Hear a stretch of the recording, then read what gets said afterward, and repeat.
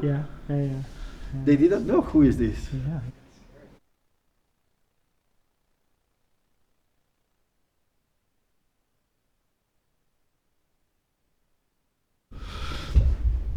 Okay, I introduce you. Okay, I make sure. a brief presentation.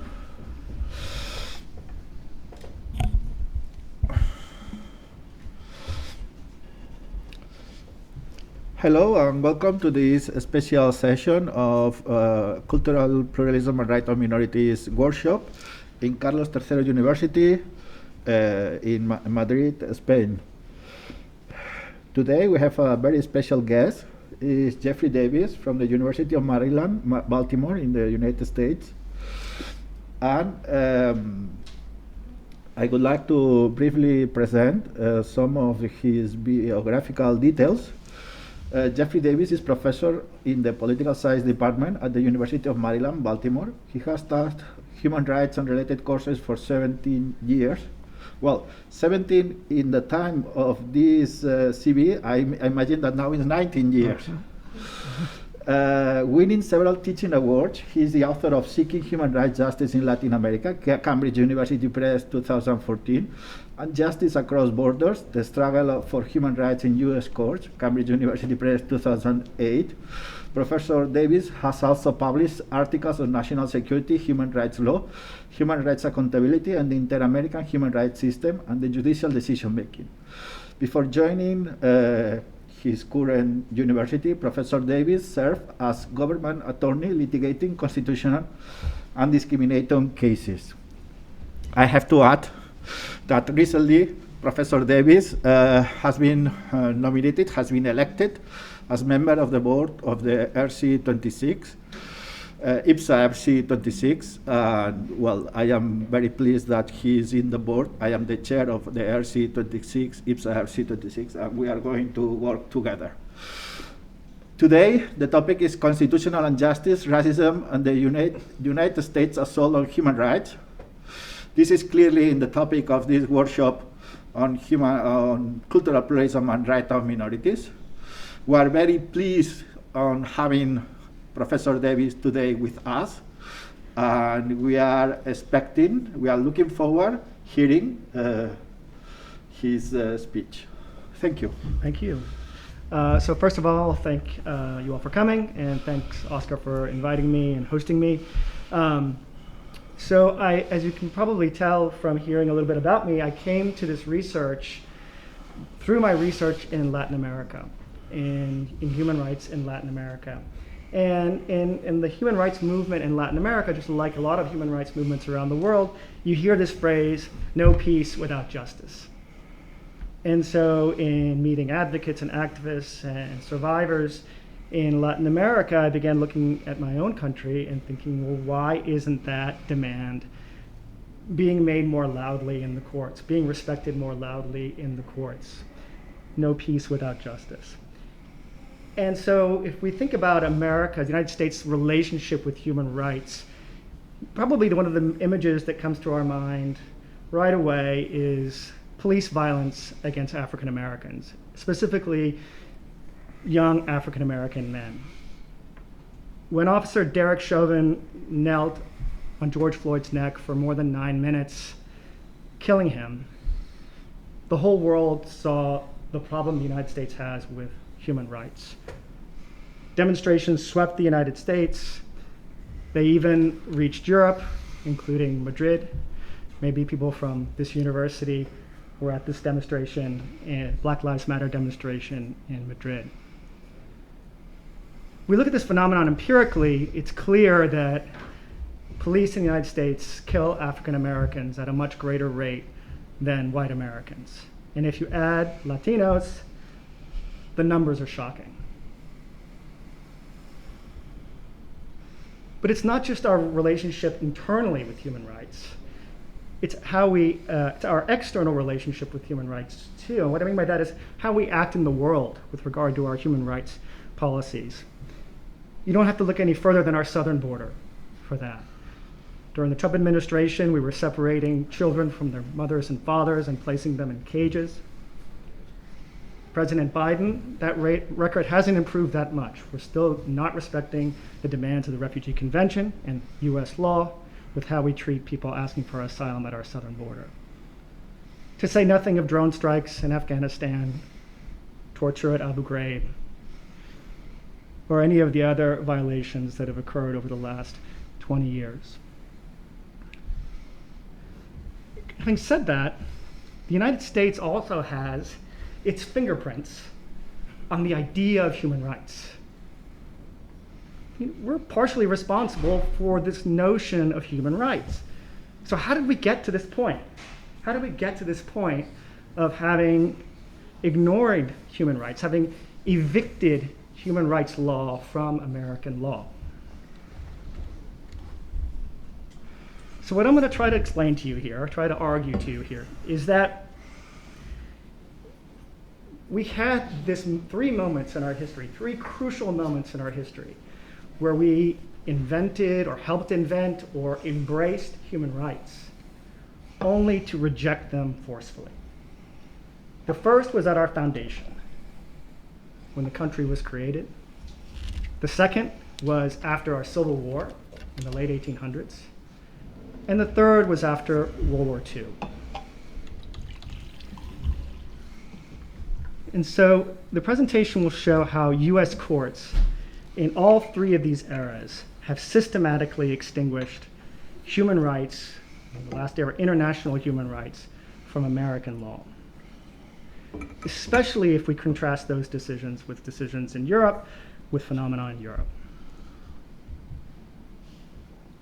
So as I go through this presentation, I'm going to be talking about decisions by American courts and American constitutional law. I try to avoid jargon or anything like that, but if I use a term or a concept that you're not familiar with, it's my fault. Please don't hesitate to raise your hand and interrupt me, and I'm happy to explain.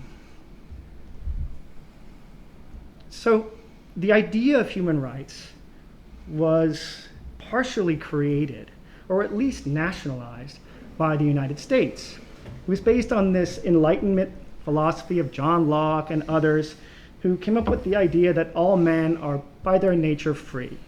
Thomas Paine expressed it as this notion of, we reject the idea that our rights come from a charter, a document handed down by some monarch. People have rights inherently.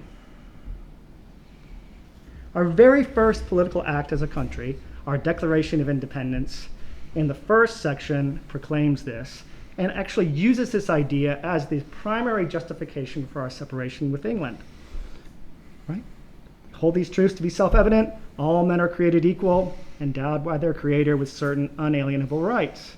Not only that, but we claim that governments are created for the sole purpose of protecting rights. That's their main function. Some of the men who created this, who helped found this new nation, were rather poetic about this idea of inherent human rights. Alexander Hamilton's quote here. And if you haven't seen the Broadway musical Hamilton, you have to see it because you haven't lived until you've seen this quote sung on a stage. So what happened? Slavery completely drowned out the idea of inalienable rights. Our Constitution has the protection of slavery in several sections. I have three of them listed here. The first is the new Constitution expressly allowed international slave trade until 1808. The second, the Constitution itself requires the states to return any slave who escapes from a slave state to a state where slavery is prohibited. And maybe the most important or the most damaging is the third here, which allowed states that had slavery, that legalized slavery, to count 3/5 of their slave population in calculating how many members of Congress they would have, thereby inflating the political power of the slave states. It was only a matter of time before the conflict between inalienable rights and slavery would reach our highest court. And it got there on board a Spanish ship called the Antelope. In December 1819, an American captain named John Smith took to the high seas from Baltimore Harbor, where I'm from, flying an American flag on a ship called the Columbia. But once he got out to sea, he lowered the flag and raised the revolutionary flag of Antigua, the Antiguan revolutionary flag. He renamed the flag the Araganta and went off attacking ships all along the African coast. He eventually took over a Spanish ship called the Antelope, and on board were about 300 African captives destined for the slave markets in the Americas.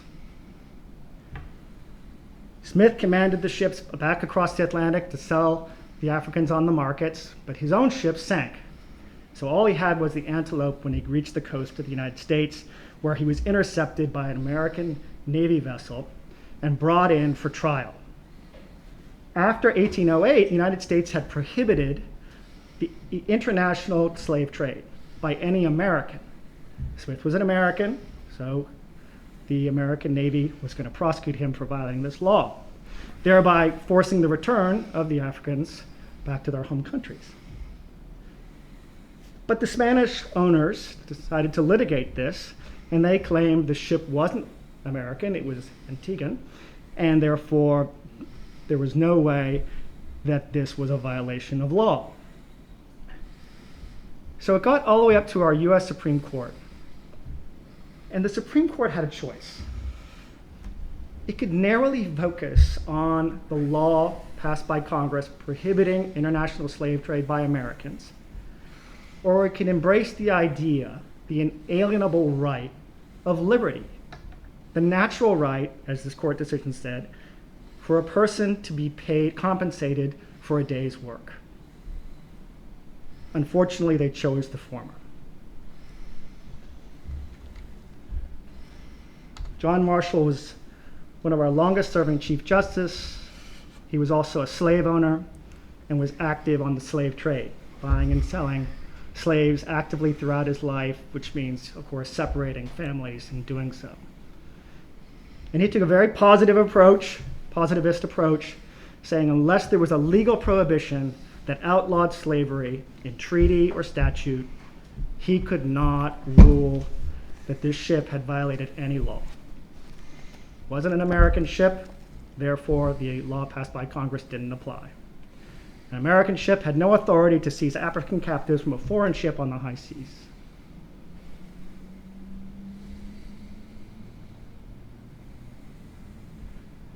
A decision endorsing the slave trade. And notice what's happening here, using the language of the law, using the language of the Constitution in the absence of a prohibition of slavery to reject human rights. The nail in the coffin of the idea of inalienable rights, though, perhaps happened in a case called Prigg versus Pennsylvania. Here, it's a really tragic story of this woman, Margaret Morgan. Margaret Morgan was born in the 1800s, free, an African-American woman born free in the state of Maryland, which was a slave state. What had happened was her parents, when they reached the late 30s, their owner, John Ashmore, decided to release them, set them free, never dreaming that they would have another child. They did, so Margaret Morgan grew up free. She met a man from Pennsylvania, an African-American man who was free because Pennsylvania prohibited slavery, and they got married and moved to Pennsylvania and had children. When John Ashmore, the man who freed her parents, died, his children got a little greedy. They wanted as much money from the estate as possible, and so they hired a slave catcher, this guy named Prigg, to go up to Pennsylvania and bring Margaret Morgan and her children back. The law at the time required Prigg to get a warrant proving that this woman was an escaped slave, but he didn't do so. He just barged into their home in the middle of the night, dragged she and the 3 children back to Maryland. Pennsylvania authorities were angry. They filed charges against Prigg for violating their law, which prohibited by force or violence of taking away a person for the purposes of having that person enslaved. And so he was convicted and sentenced to prison. He appealed his conviction to the Supreme Court, and the Supreme Court had to consider whether you could convict someone for doing this.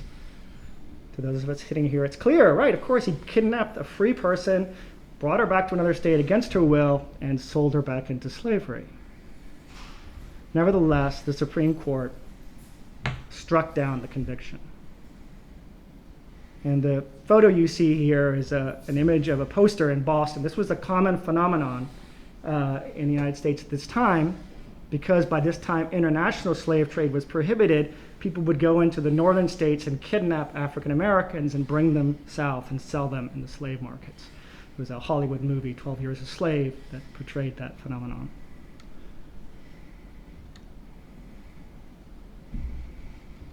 And so what the Supreme Court ruled was that Prigg had the right to recapture Morgan without any judicial process, and state personal liberty laws were unconstitutional.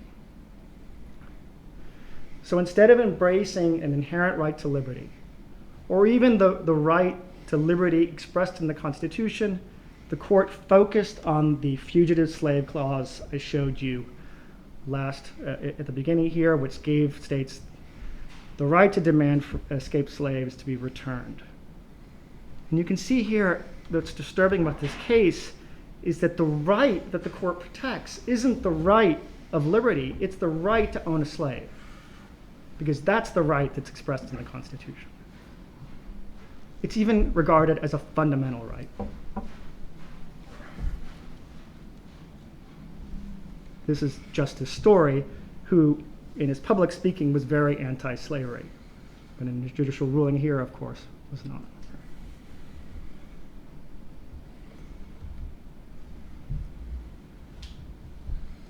He had no hesitation in ruling this way.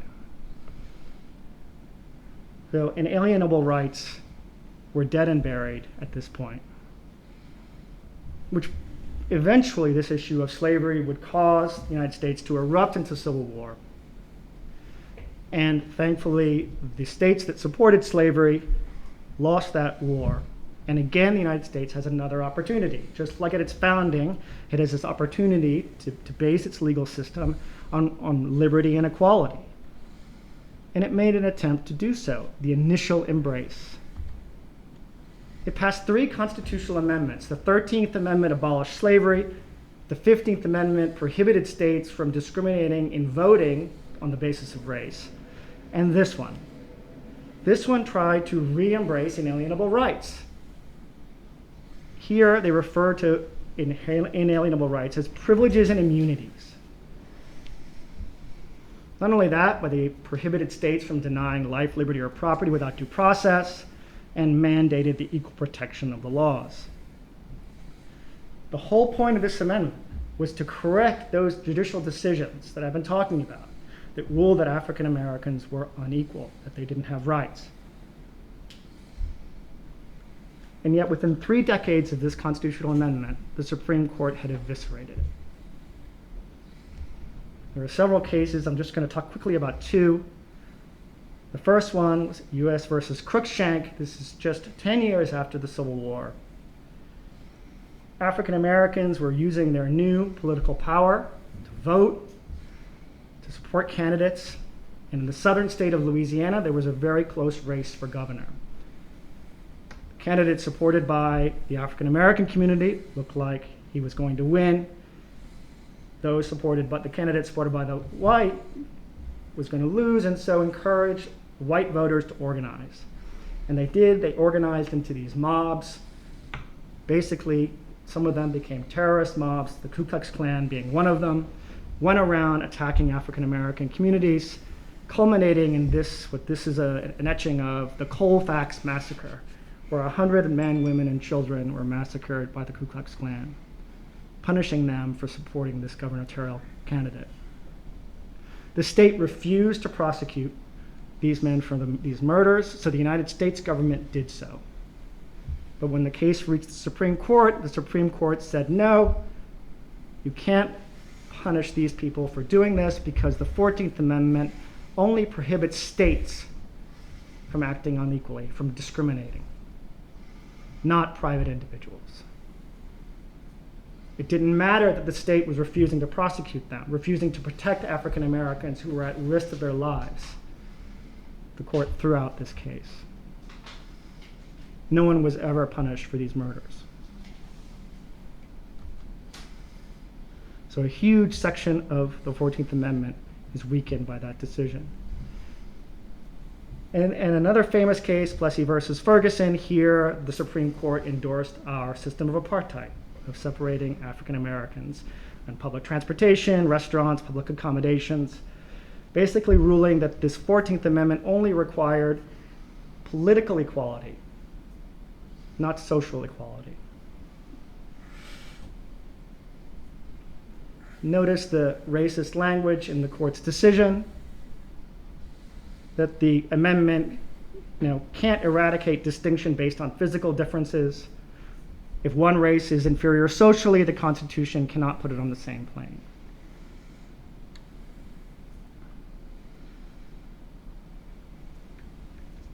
So yet again, in the second phase, we had an opportunity with the 14th Amendment to establish a democracy based on liberty and equality, and it was rejected. The next historic phase was after World War II. At the beginning of the war in Europe, before the United States entered, President Roosevelt wanted to support England. And he wanted to get Americans behind the cause, and to do so, he came up with this idea of launching a struggle in favor of 4 freedoms. He gave a famous speech in the United States called the 4 Freedoms speech. And the 4 freedoms, some of them we're pretty familiar with, like the freedom of belief or conscience. But some of them are really interesting. The freedom from want was one of them. The freedom from fear was one of them. And the whole idea here was, hey, this is going to be a global war. Let's make it count for something. Let's make it count for human rights. And as the war drew close, some saw a real opportunity to say, the whole reason the war happened was because of a country's rejection of human dignity, rejection of rights. Let's fix this. Let's make this count. And so towards the end of the war, of course, the United States had forgotten this idea of 4 freedoms, and the other 2 of the big 3 had as well. But some of the delegates from the marginalized countries, less powerful countries, and some delegates from the United States even were really forceful in calling for this. And you see here India's delegates' articulate view of this. Hey, if we really want to make this peace last, we need to embrace fundamental human rights of everybody. W.E.B. Du Bois from the United States, and he'd been fighting for equality and rights in the United States, had this beautiful argument that if we're going to leave untouched the causes of the war, we can't expect to have peace.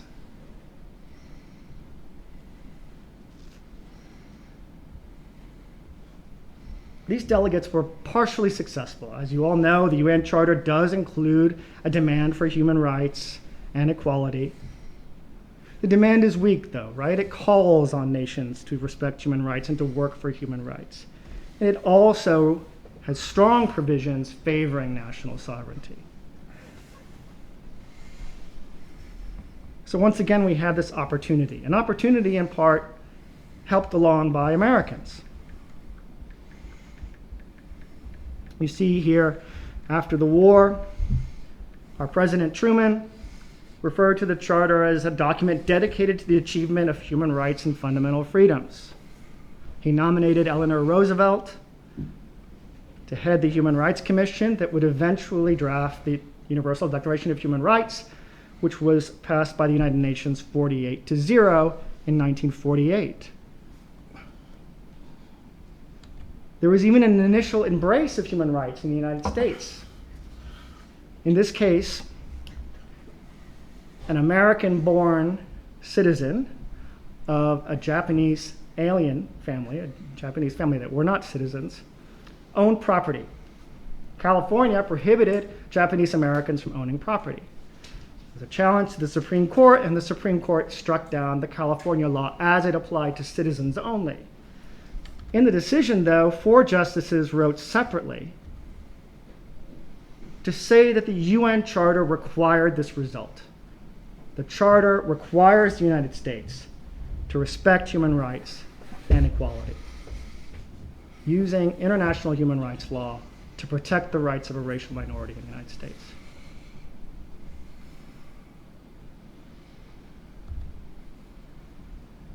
A case in California, brought by this time a non-citizen Japanese American, reached the California Court of Appeals, same law, prohibiting him from owning property.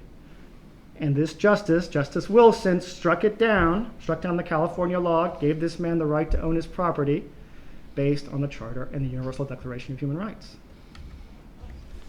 Justice Wilson recognized that something good has to come out of, as he says, the travail of World War II. And that something has to be the concept of respect for human rights.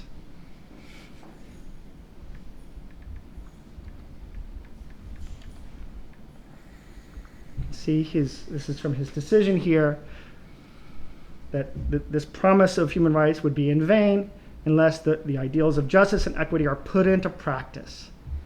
They have to be put into practice, they have to be put into legal decisions, otherwise they'll be in vain.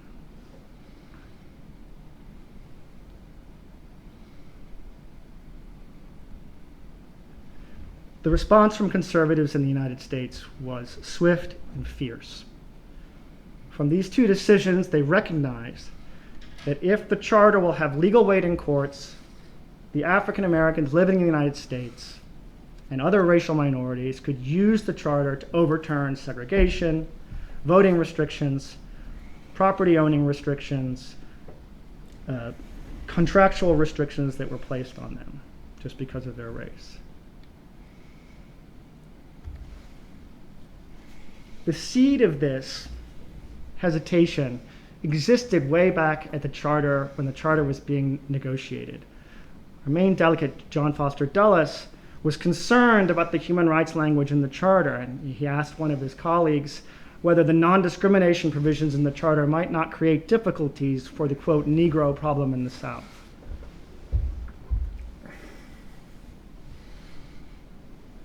But really, it was Senator John Bricker who led the charge against human rights, using the Charter to implement human rights in the United States.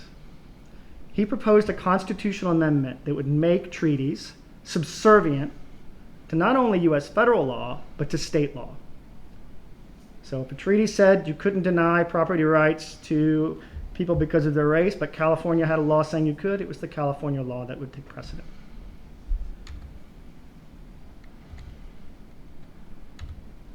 Jamie Merrifield has studied this period, and as he argues, Southern segregationists, nativist Republicans, and anti-communists joined forces to support the Bricker Amendment against the common threat of human rights. Keep in mind, these advocates weren't shy about why they were pushing for this amendment. See Bricker's quote here, offering to bury the so-called covenant on human rights so deep that no one holding public office will ever dare resurrect it. He referred to it as a covenant of human slavery.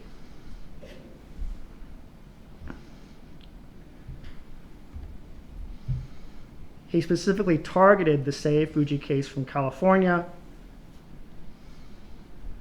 saying, hey, imagine if the Supreme Court adopts that reasoning. The American Bar Association, which represents all American lawyers, the chair also supported the amendment, and the chair here said, clearly this warning of, hey, what if someone tells the black community that they can use this law? Imagine what will happen then. So clearly expressing the fear of how this will affect racial equality in the United States. The Eisenhower administration saw that the amendment was going to pass, so proposed a compromise. They promised they would not send any human rights treaties to the Senate for ratification. They withdrew the Genocide Convention from ratification, and still the amendment was just one vote away from passing. The next year, the California Supreme Court overturned the Fuji case. They did allow Seifuji to own property, but only based on US law, and instead ruled that the UN Charter does not supersede local laws. David Sloss, who's a treaty implementation expert in the United States, said that conservatives had successfully generated an atmosphere in which human rights treaties are seen as political poison. Even when we do ratify them, we include all these comments and exceptions to basically make them meaningless.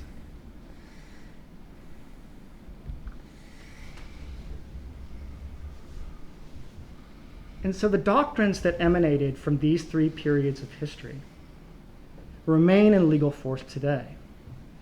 And the result is a legal system that rejects the idea of human rights in favor of much narrow, judicially controlled constitutional rights.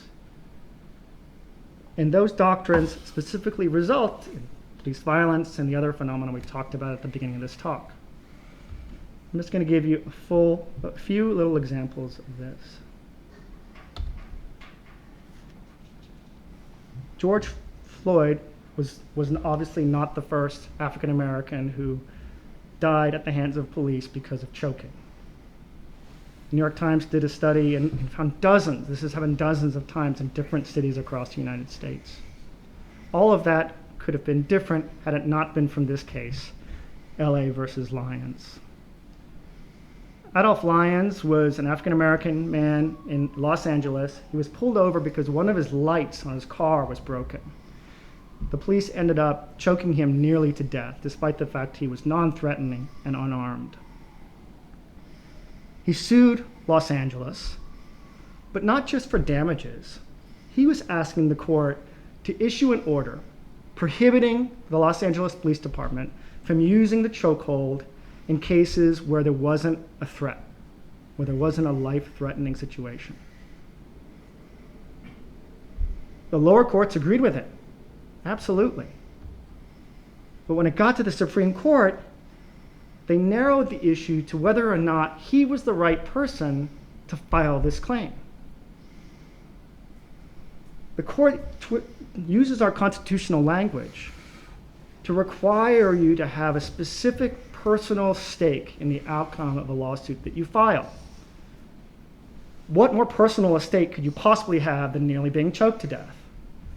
Well, they said that Lyons didn't have the right to sue because he couldn't show he was likely to be choked again.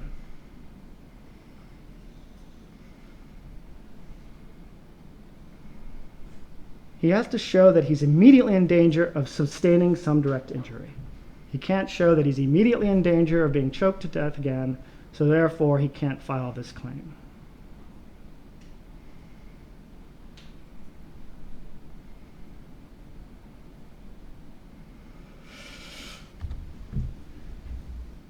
Police shootings, also a clear problem with the United States with regard to human rights. And this case is just a good example of why that is and how hard it is to achieve accountability for this human rights violation in the United States. This case involved a young guy named Lehija who was, when police were trying to arrest him, he got in his car and sped off in a high-speed chase down the Texas highways. The police department had a procedure for this. They clear the traffic off of the road and then they plant metal strips along the road with spikes on them. And when the car goes over it, the tires blow and the car comes to a stop. Officer Mullinex had different ideas. Instead, she decided she was going to climb up on a bridge, pull out her rifle, and shoot the car as it came by at 75 miles an hour. She did, and needless to say, killed the driver, hit him with 6 different shots, and killed him. So in just basic human rights jurisprudence, international human rights jurisprudence, the police would have to show that it was necessary to use lethal force at that moment. That would be the standard. But it's not in the United States. In the United States, we have a doctrine of qualified immunity, which means police and other government officials are immune from suit unless you can prove that the right that they're accused of violating was clearly established at the time. And clearly established doesn't mean that, oh, you have a right to life, and your right to life can't be taken away from you without a due process of law. It means that the actual factual situation has to be the same in a previous court decision that ruled it to be a violation of rights.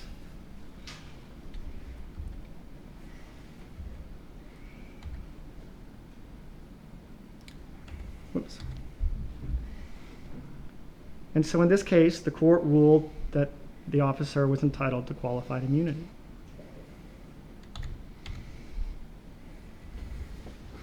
Did a court clearly establish that the Fourth Amendment prohibited the officer's conduct in the situation she confronted? So notice this, the real problem with this doctrine is it creates circular and perpetual impunity. Right? Because the court doesn't rule that this is a violation of rights, it's not clearly established, and therefore the next time it happens, that officer is also entitled to qualified immunity. The court knows this. If they'd wanted to change that, they could say, okay, this is a violation of rights. But it wasn't clearly established, so the officer gets immunity. But now we know it's a violation of rights, so the next officer knows that, hey, we can't do this anymore. But that's not how they do it. Just qualified immunity, case dismissed.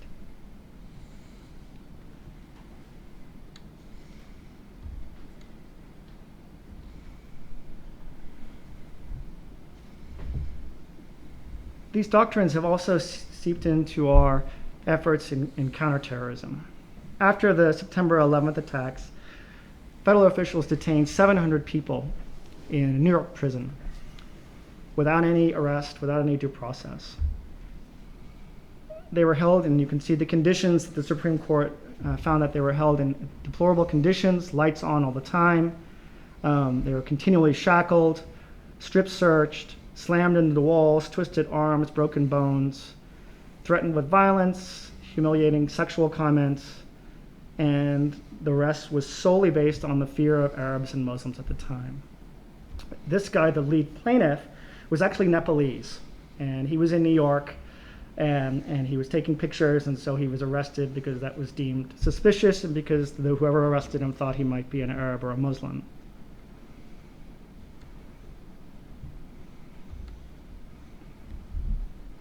These plaintiffs, some of them got together and with representation sued the United States and for violating their rights, the clearest rights possible, that you can't detain someone for a long time without any kind of judicial process.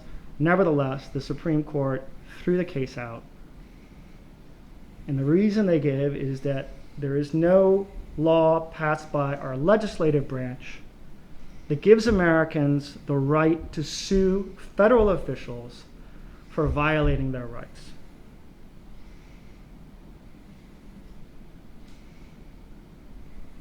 Therefore, the court said, suing to enforce constitutional rights with damages lawsuits is now considered a disfavored judicial activity. Think about that. Enforcing your rights in federal court against federal officials is now considered a disfavored judicial activity.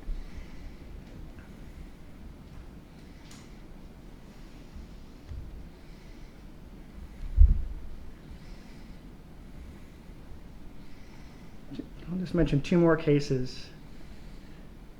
DeShaney versus Winnebago County. This case is an all too common story where this little guy was being abused by his father. His mother and father were separated. The state officials got involved and intervened and knew all about it. Despite their mother's request, though, they kept on allowing the boy to go with his father, and eventually his father caused so much harm that the boy had a permanent disability. The mother sued, and here the court said, now, our rights come from the Constitution, and they're negative rights. They restrict government. They don't obligate the government to do anything to protect rights. So even though those state officials knew this little guy was in danger, they were not obligated to take any steps. And this precedent has resulted in incredible cases across the United States. The one that's the most alarming is a state-run ambulance picked up the victim of a gunshot wound, and even though the hospital was just 2 miles away, they didn't take him. And again, there the court said they're not obligated to do anything to protect his right to life. So there's no violation. This idea of rights being negative and only coming from the Constitution has a direct genealogy to the slavery cases.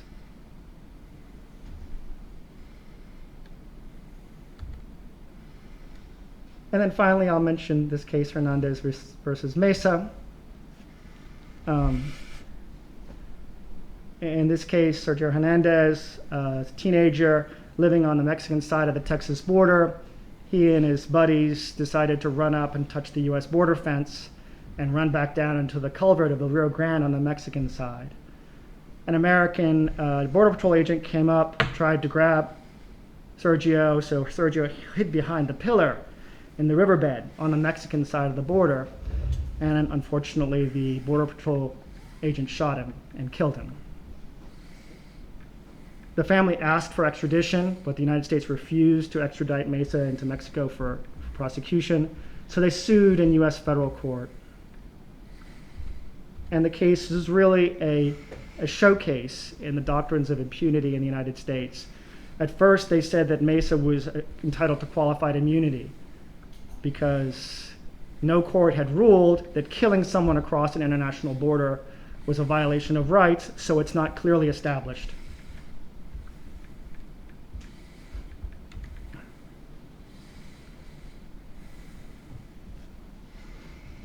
They then ruled that any government official has sovereign immunity to international human rights claims under a US statute called the Alien Tort statute. When the Supreme Court got it, it used very similar reasoning to what we just saw in the Ziegler case, that there's no statute that gives this family the right to sue a federal official, so therefore the case is thrown out because enforcing your rights, even the right to life, is considered a disfavored judicial activity.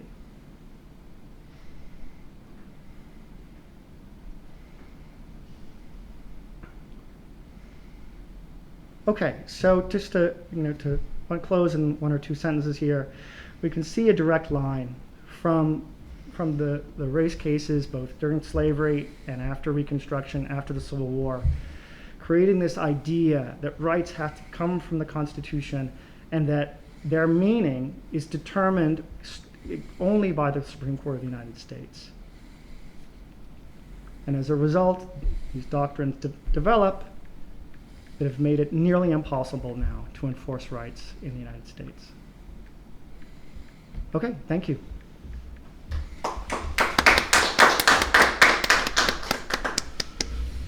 Thank you. Very, very interesting. Some of the arguments are very appealing. It was a very history of the constitutional, of some of the constitutional cases on race in the United States. On race, another topics. Okay. Well, this is the workshop. This is the taller. No.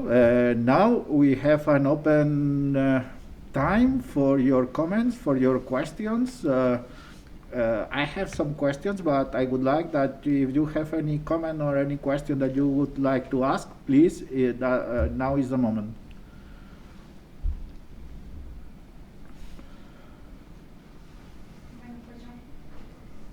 Go to the micro.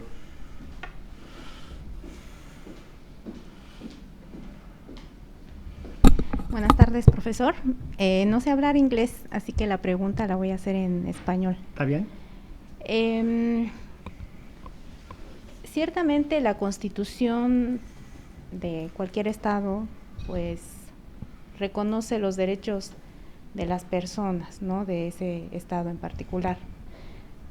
Sin embargo, creo que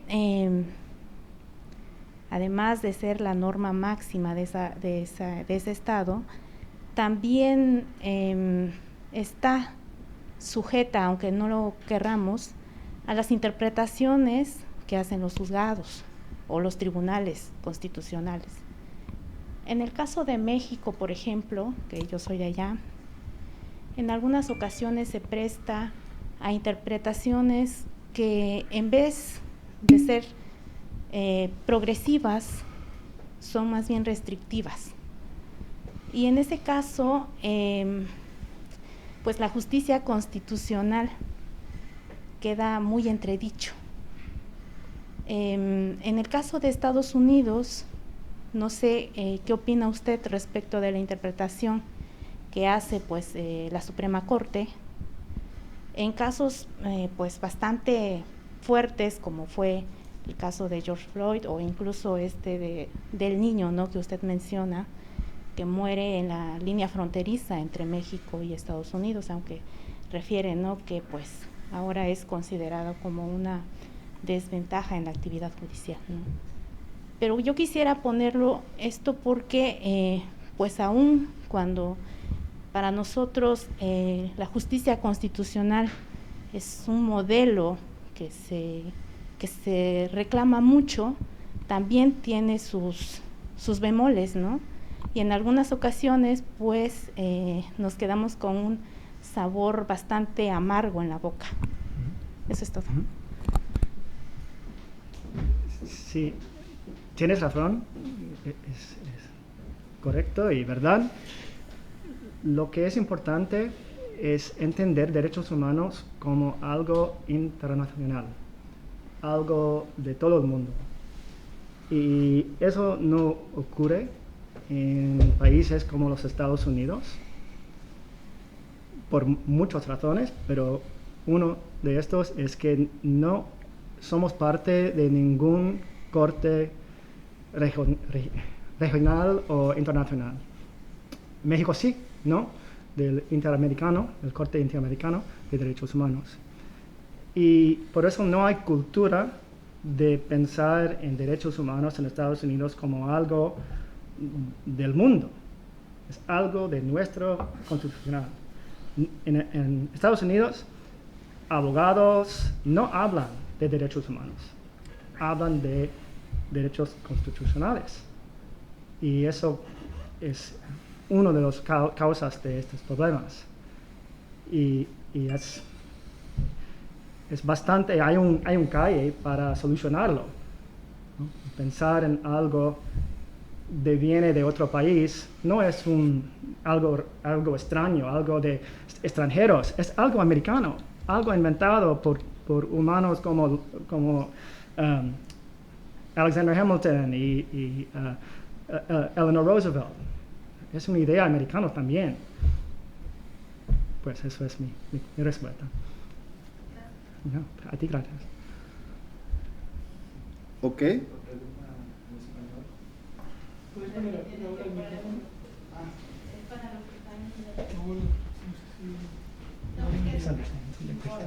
No, very well, very well. Hola, buenas tardes, profesor.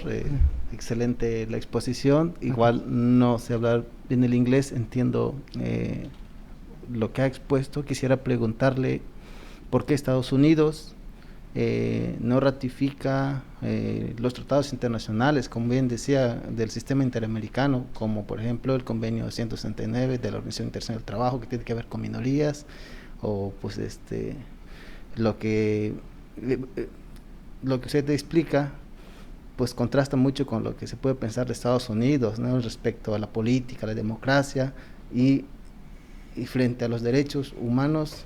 ¿Qué está pasando? Estados Unidos, su actuar ante los otros países o el sistema interamericano es una forma de racismo igual, o siente que se puede ver obligado si ratifica los convenios, los tratados, por todos estos actos que usted ha explicado excelentemente aquí. Okay. Voy a tratar de contestar.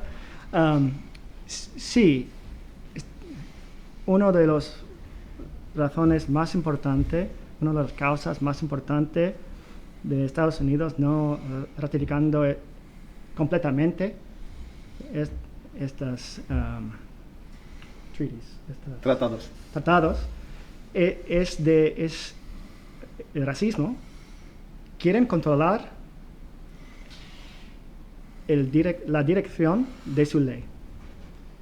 Y si ratificar, hay ley extranjero que puede controlar qué va a ocurrir en Estados Unidos.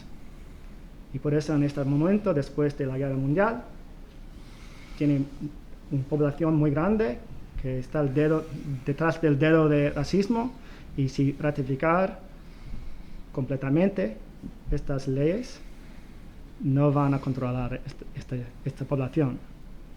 Pero hay otra cosa también que tiene la relación con el racismo, es el concepto de American Exceptionalism. Pensamos que nuestro sistema es el mejor del mundo y es el mejor en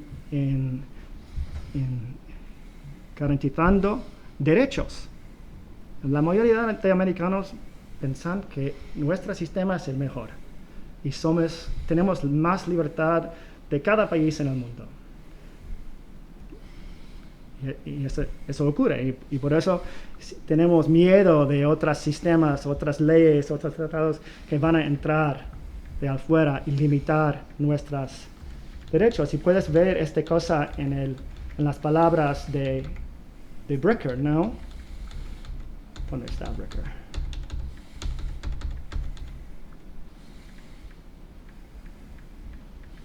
Este concepto de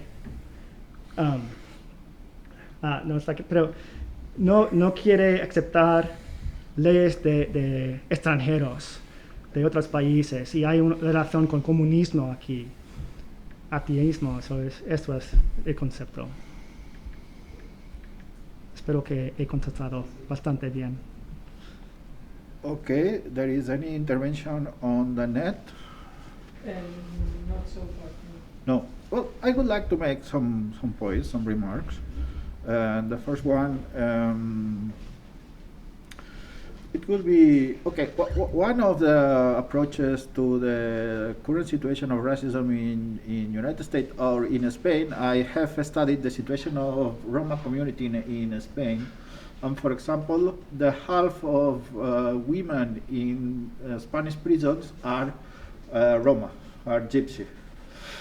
And, well, not only me, but other authors have expressed the idea that criminal law is an indirect tool for racial minorities. But from your speech, I think you are more or less explicitly telling that law is a direct discrimination for racial minorities. If I understand well your cases, some of the cases that you are explaining is not an indirect discrimination, it's not a question of neutrality, it's a question that racial minorities are excluded, has been excluded, if I understand well your view. Because from your historical cases and some of the cases that you have explained it, I think are the story of exclusion and a story of direct discrimination. Do you agree with this view, or do you want to comment something? Yeah, so I think there has been intentional exclusion from every aspect of the process, from the legislating process to the adjudicating process as well. And I do endorse the work of some scholars who look at the law and look at judicial decisions as mechanisms of social control. And so if you have a fundamental element of American society is racial hierarchy, that is something that lawmakers and justices and judges are going to be tempted to defend. When they see after the Civil War, all of a sudden African Americans can own property and they can vote and everything is equal, that was a direct challenge to a society that they benefited from. And so there was an intentional exclusion then of them from those legal protections. Does that address your? No, it's okay. It's yeah, okay. yeah. It's your conclusion. It's your approach. Yeah, I think it's a strong point, but you can support this view. I mean, I can see an indirect effect as well, in the sense that in the United States, a minority is going to have far more encounters with the police, sometimes without any punishment. But we have in huge systems, any kind of job you want to get to, you'll be asked, have you ever been arrested? Right? And because African Americans and other minorities have these encounters with police, they have to answer yes, and therefore they're going to be denied employment. And so you have indirect effect of the racism as well, I think, which may be something similar to the Roma example. Yeah, as well, yeah, right? of course. There is an exclusion and there is direct discrimination for Roma people in Spain and in Europe in general. It's a marginalized minority in Europe. Okay, I have another point. Another point is more theoretical. It's about more or less theories of interpretation or theories of law. It's about the originalism and the living constitution, the originalism approach and the living constitution approach.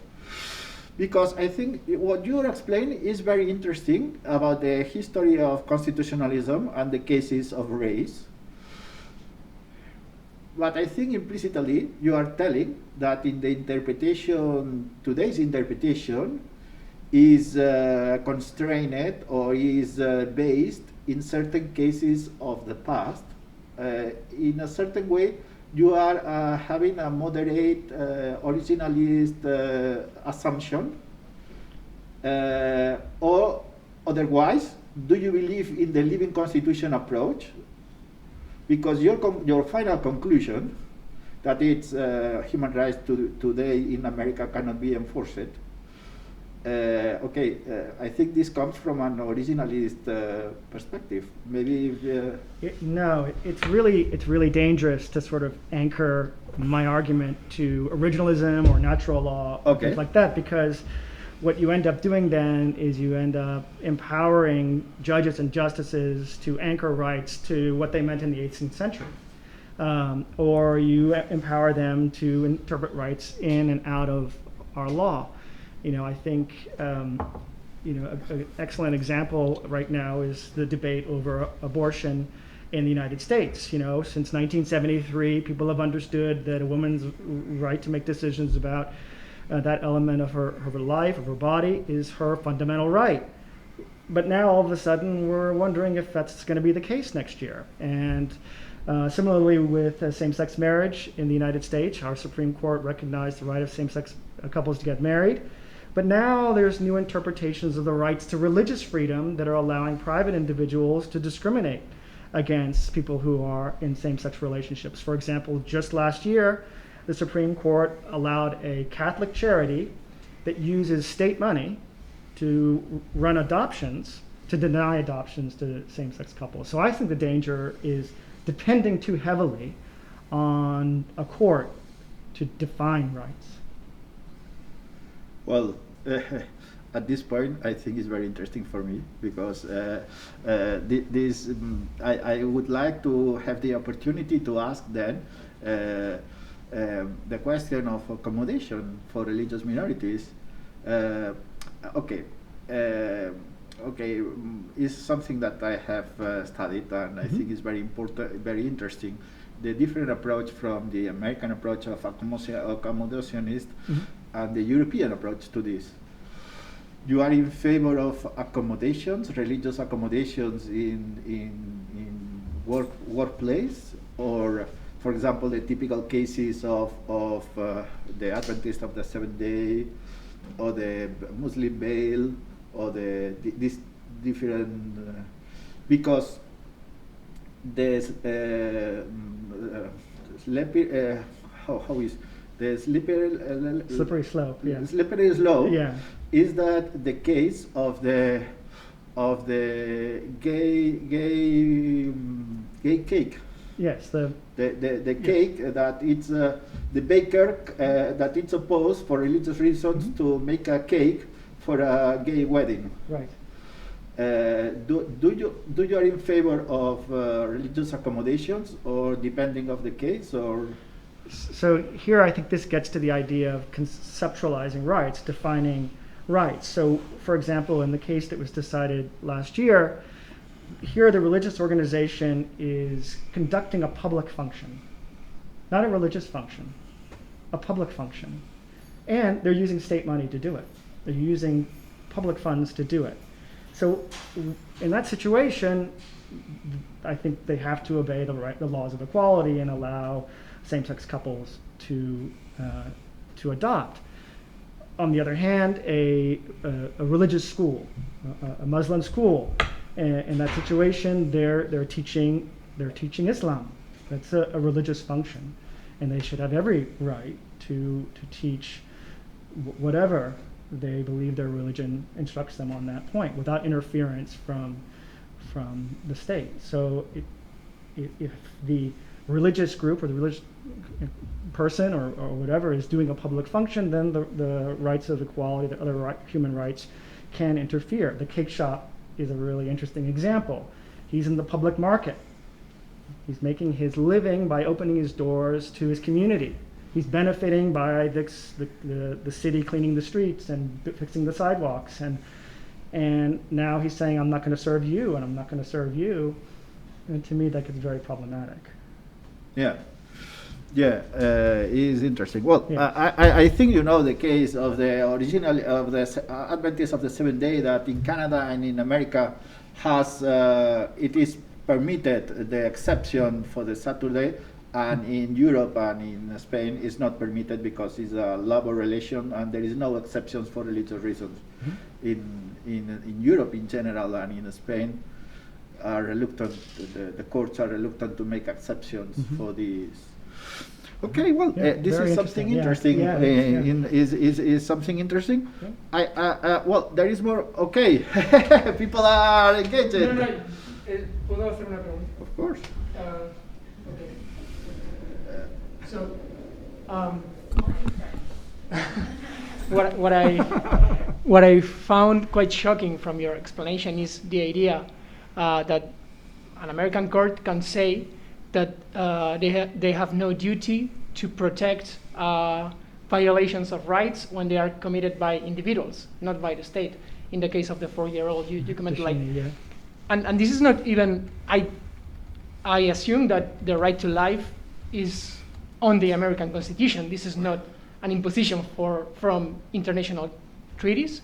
Like any other democratic constitution, it affirms the right to life from people. And is this could this be used as a valid precedent to say, for example, the state cannot enforce criminal law? Because for me, the implications of this, if you take them to their last consequences, are basically making the legal system useless.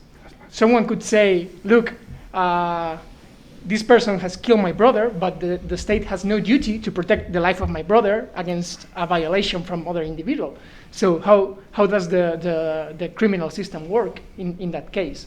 And the sub-question to this is, if this is unsustainable from a logical perspective mm-hmm. in a constitutional state that wants its legal system to work, but tribunals are using all these kinds of argumentative traps to escape from protecting human rights.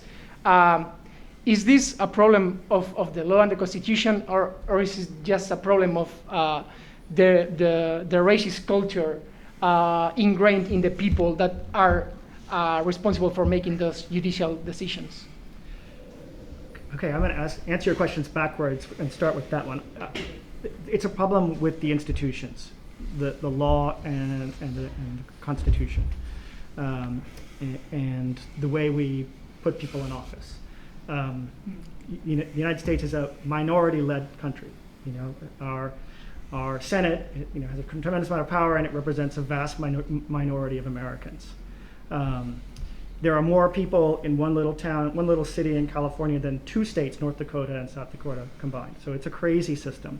And as a result of that, it's also very difficult to amend the Constitution. So as a result of that, it's very difficult for majorities to cause change.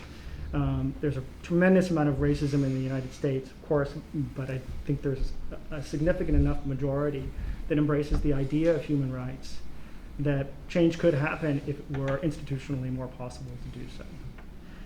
Criminal law. Yes, so the idea of criminal law, most criminal law is carried out by states, and they're obligated to do so by their own state constitutions.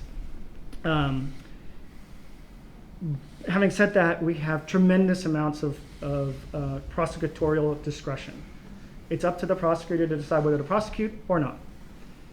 In Spain and other democracies, there are private prosecutions that vary tremendously, but a private person can initiate a criminal case. Sometimes there's a gatekeeper very early, sometimes it's quite difficult, but in some democracies, and some in Latin America, they can bring the case pretty far along. That doesn't exist in the United States. And so as a result, with a case like this one or the Mesa case, the Sergio Hernandez versus Mesa, the family couldn't start a criminal case on their own, whereas they could have in another democracy. And so you do see the decisions that prosecutors make on who to prosecute and how strongly to prosecute having political motivations. But there's a case from Atlanta where a judge was killed and the prosecutor wanted the death penalty. And the defendant was willing to plead guilty and serve the rest of his life in jail, but the prosecutor refused, and so the result is it bankrupted the entire state criminal defense system defending this poor guy. So those kinds of decisions are very political because they're elected officials. Sure, there's a right to life in the Constitution, but not really. Our Fifth Amendment and our 14th Amendment talk about you can't have your life deprived without due process, but that just means that if there's process, you can have your life deprived. And if you look at Lyons here, notice what they're talking about here when this guy is nearly killed is not this right to life, but the Fourth Amendment. Where is it? Anyway, the case is about the Fourth Amendment, which is unreasonable force when conducting an arrest. And so that's usually what they use, even when people are killed, that they use too much force when conducting an arrest. That's what they used in the Hernandez case. So yeah, so it's a very strange thing. And now you want to ask something? Okay. I think it's only a comment, but I prefer speaking Spanish because my English is not very. Okay. I don't practice every day. Okay. Soy venezolana, pero tengo una vida personal muy multicultural porque soy hija de padre francés, mamá venezolana, crecí entre Venezuela y Francia y he hecho distintos posgrados en diferentes países del mundo.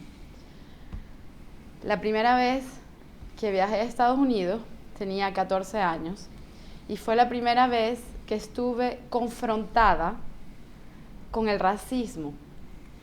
Tomé el subway, el metro, y pasamos por las puertas del metro se abrieron en Brooklyn y una señora negra grande, muy fuerte, entró, yo estaba sentada y hizo así. She pushed me out. En un solo gesto, yo volé dentro del metro y me quedé. Y una persona que estaba conmigo en la próxima estación me dijo, hay que salir.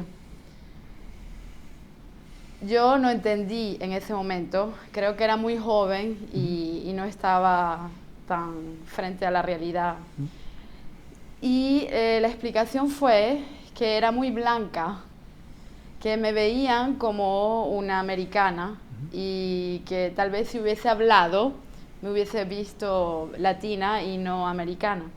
Y en ese momento, hoy en día o con los años, he pensado siempre, cuando se habla de racismo en Estados Unidos, se toma en cuenta, por supuesto, las comunidades mucho más febles, mucho más sensibles, como la comunidad negra, como la comunidad latina. En Francia aprendí a tener que cuidar el discurso y no decir cosas como comunidad negra, por ejemplo, porque es sensible. Porque el francés se acostumbra a cuidar el discurso, pero no a cambiar el pensamiento. Todo esto se lo digo porque yo creo que el problema o la situación de Estados Unidos, igual que la de Venezuela, México, en América Latina y muchas partes del mundo, es porque no cambiamos pensamientos, cambiamos discursos, pero hay que cambiar pensamientos. Y siento que en Estados Unidos, a través de la educación, se ha estado logrando formar una nueva generación de jóvenes mucho más involucrados en el día a día, en las situaciones reales del mundo, que podrían cambiar en un futuro la situación de los derechos humanos, tanto en Estados Unidos como en el mundo. Sí, estoy completamente de acuerdo. La generación de mis estudiantes y de mis niños tienen ideas muy diferentes y están no solo hablando de estos temas, pero también trabajando, leyendo autores diferentes, trabajando con otras comunidades, viajando a otros barrios. Y es un esfuerzo muy importante, pero también muy grande en este momento. Y las manifestaciones después de George Floyd, se puede verlo, ¿no? En las manifestaciones como 60%, 70% blanco. Y viejos y todo, pero demasiado joven también. Y con estas manifestaciones pienso que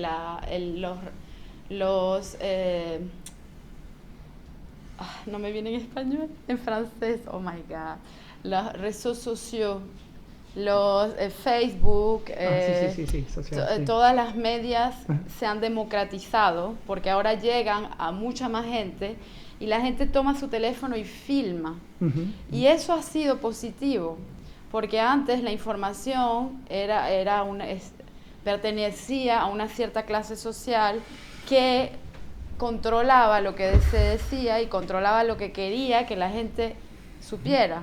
Hoy en día, a través de la democratización de la información, hemos cambiado también eso. Y creo que yo particularmente tengo esperanzas por la humanidad y pienso que las cosas van a cambiar para mejor, tanto en América Latina como en el mundo entero.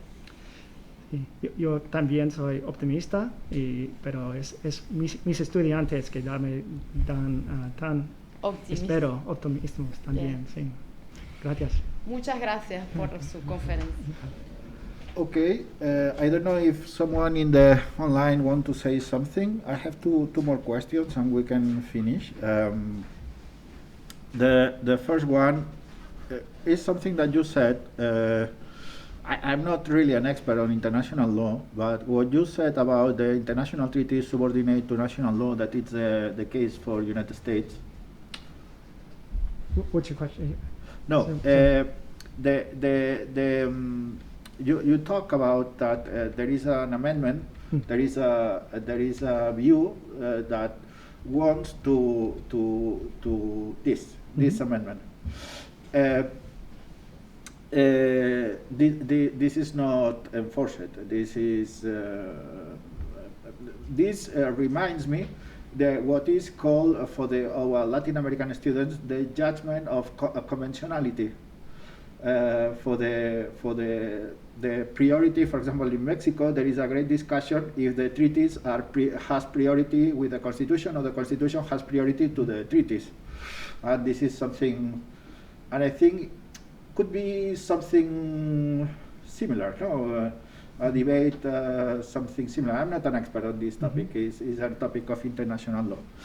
And the other question is about what you said. Recently I watched a film, I don't remember the name of the film, but it was an excellent movie about Guantanamo. The experience of someone who was imprisoned in Guantanamo, I don't know, 15 years with an accusation that it was false. And okay. do you think this is a qualified immunity, or this is something stronger from the point of view of human rights or rule of law? What do you think is your interpretation of this? So the Bricker Amendment here didn't pass. So the Constitution as it stands expressly says that treaties are the supreme law of the land along with the Constitution. So it doesn't settle that debate that you're talking about which one takes precedent. The Supreme Court has said that the Constitution takes precedent. But after the Bricker Amendment, courts adopted his philosophy and basically ruled that treaties are not enforceable unless Congress passes a law saying how they are enforceable. And so there's a famous a case where the United States has an extradition treaty with Mexico, but they can't wait long enough for it to happen, so they actually hire private mercenaries to go into Mexico, kidnap the person and bringing him back, violating the extradition treaty, and the court says that it doesn't matter, we can still prosecute him. So yeah, so that's our enforcement of treaties is very, very weak now in the United States. It's sort of like the American tourist who travels to Madrid and wants to eat at McDonald's the whole time. That's our relationship with international law. As far as your other question about Guantanamo, I think Guantanamo's violation of human rights are multi-layered, but they're certainly beginning with the idea that the detainees there have no right to go to a court and enforce their human rights law. They have to operate inside the box of constitutional law. And the first hurdle they had to overcome was they're in Cuba, and the Constitution only applies in the United States. Which is a doctrine that came when we used to have colonies in Philippines and things like that. And so that took 10 years for them to, not quite 10 years, 8 or 9 years for them to get the Supreme Court to say, oh yeah, the Constitution applies there. And so now, little by little, trying to get more and more judicial oversight there, but it's impossible. There's a case from Guantanamo before the Supreme Court right now where Abu Zubaydah wants to provide evidence of his torture in his criminal trial, because no information gained through torture should be allowed in the trial. But the U.S. government says, no, we're not going to tell you that information, it's secret. And so the Supreme Court is considering whether that would violate his right to a fair trial. So it's very, very difficult, and largely because of this phenomenon that we're talking about here. Okay, I think it has been an excellent session. I would like to really thank Jeffrey Davis for his words and for his magnificent speech. Thank you very much for your participation, and see you in the next session of the workshop, Cultural Pluralism and Right of Minorities. Thank you, everyone. Thank you.